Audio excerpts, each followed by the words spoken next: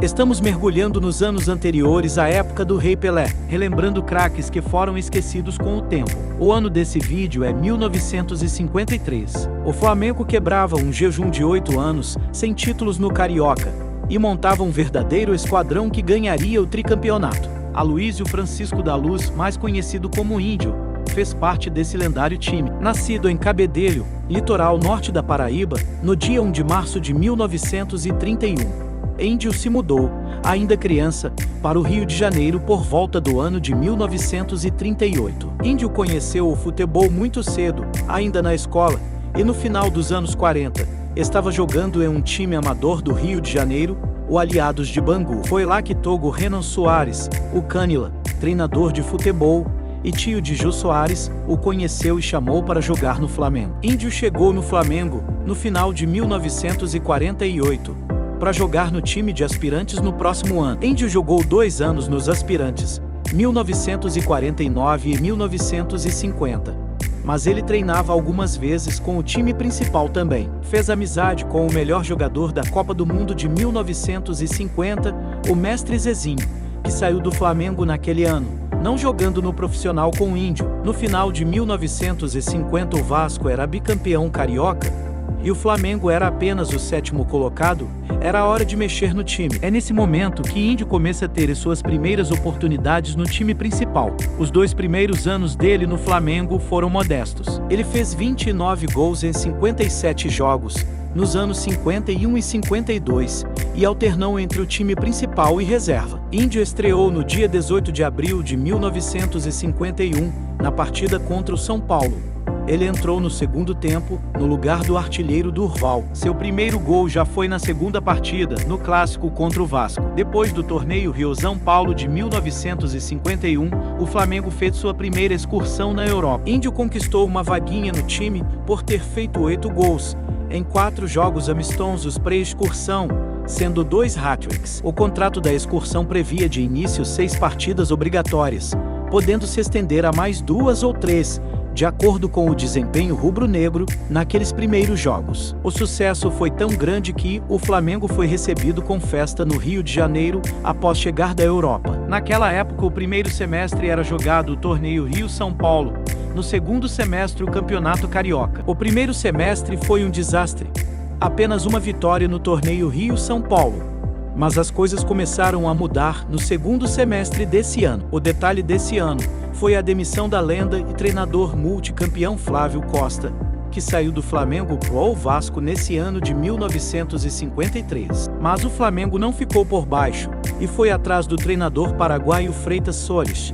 Ele foi campeão da Copa América de 1953 com o Paraguai, ganhando do Brasil na final. Para muitos, o paraguaio Freitas Soares foi o pai do 4-2-4 no Brasil. Quando ele chegou no Flamengo, o time jogava no tradicional 3-2-5 da época, e ele terminou o Carioca de 1953 sendo campeão e consolidando no Brasil o 4-2-4. Índio foi o artilheiro do Flamengo nesse ano, fazendo 41 gols em 46 jogos. Foi o melhor ano da carreira de sucesso do artilheiro Índio. Nesse ano surgia no time do Flamengo 2 garotos talentosos, o ponta esquerdo Zagallo e o meia atacante Evaristo de Macedo. Foi Evaristo de Macedo quem substituiu o Índio no primeiro semestre, em 1954, pois ele foi convocado para a seleção brasileira em março de 1954, para jogar a primeira eliminatórias para a Copa do Mundo. Além de Índio, o técnico Zezé Moreira convocou mais 2 jogadores do Flamengo, os meias Rubens e Dequinha. Outra novidade da seleção brasileira nesse ano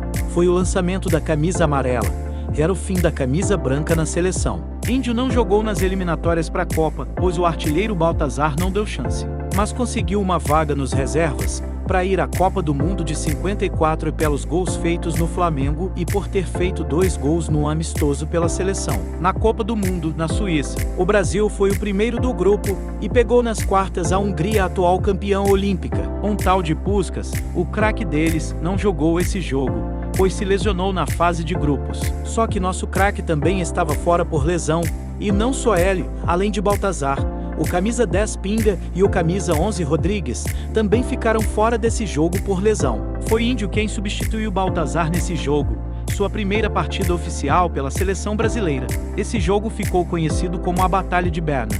O jogo teve 3 expulsões, 2 pênaltis e várias polêmicas da arbitragem. A Hungria fez 2-0 nos primeiros 10 minutos, mas Índio em jogada individual conseguiu um pênalti pro Brasil.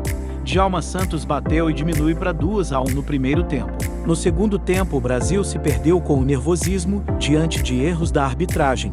Levou mais 2 gols e foi eliminado da Copa do Mundo. Terminada essa primeira participação de Índio na seleção brasileira, ele volta para o Flamengo para jogar o Campeonato Carioca de 1954. Índio faz 6 jogos antes do Carioca e faz 3 gols. Evaristo de Macedo e Zagallo viraram titulares, e Índio foi o artilheiro do Flamengo com 19 gols. E o Flamengo foi bicampeão carioca de 1954. O time base campeão foi esse. Tomires, Jadir, Zagallo e Evaristo de Macedo eram as novidades. Foi nesse ano que surgiu Henrique Frade e Dida, maior ídolo de Zico. Os dois seriam um dos maiores artilheiros do Flamengo na história. Esse foi o último jogo do Carioca de 54. Índio fez gol e o Flamengo goleou o Bangu. O detalhe aqui, esse jogo já foi no final de fevereiro de 1955. O quinteto que tanto deu certo no Flamengo, em 53 e 54 começa a sentir o desgaste dos jogos, e o treinador começa a fazer um rodízio no time para não perder jogadores por lesão. Paulinho no lugar de Joel.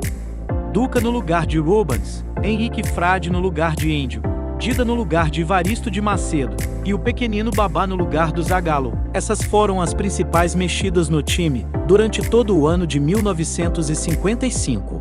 Devido a esses rodízios, Índio começa a jogar menos em 1955.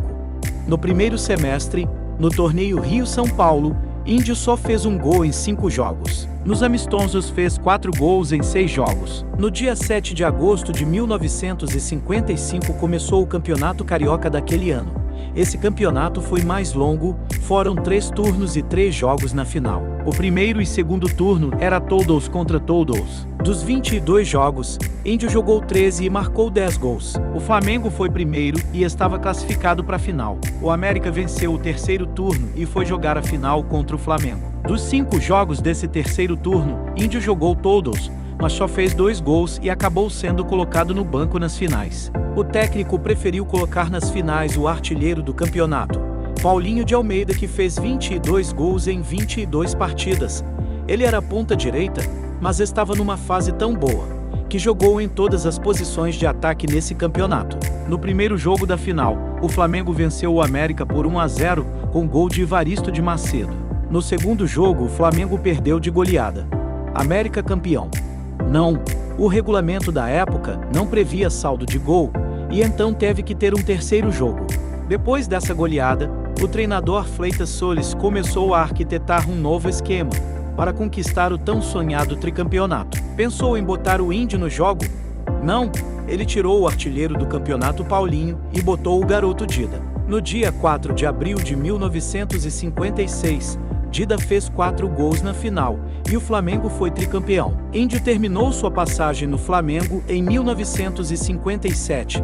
Fez 144 gols em 219 partidas e foi tricampeão carioca. Foi muito importante ao Flamengo, numa época que o time cresceu muito.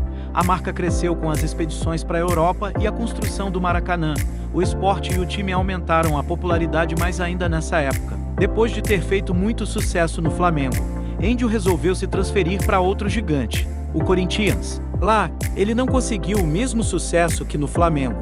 Fez 52 gols em 101 partidas e não conseguiu nenhum título oficial. Em 1958, foi Índio quem se lesionou e deu vaga para Pelé ser convocado.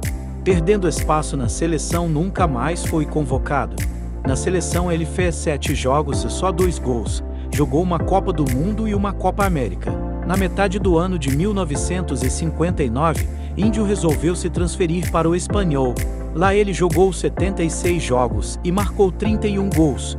Jogou o Clássico da Catalunha contra seu amigo Evaristo de Macedo. Depois de passar 3 anos na Espanha, Índio ainda jogou 2 anos em Portugal, em um time de um amigo, e voltou em 1965 para o Brasil, para encerrar a carreira no América do Rio de Janeiro.